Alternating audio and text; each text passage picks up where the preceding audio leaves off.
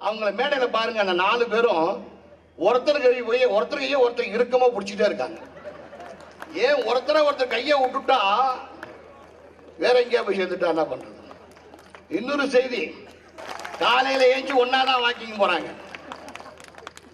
அவங்களுக்குள்ளேயே நம்பிக்கை இல்ல, யார் எங்க தேர்தல் நெருங்க எங்க போவாங்கன்னு தெரியல. இவங்க தமிழ்நாட்டு மக்களை காப்பாற்ற போறேன்னு சொல்றாங்க.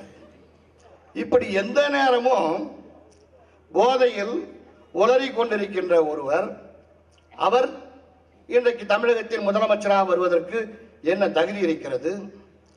அவரோடு கூட்டணி வைப்போம் என்று சொன்னால் ஆக எவ்வளவு கேவலமாக இன்றைக்கு அரசியல் போய்க் கொண்டிருக்கிறது என்பதை நினைத்து பார்க்க வேண்டும்.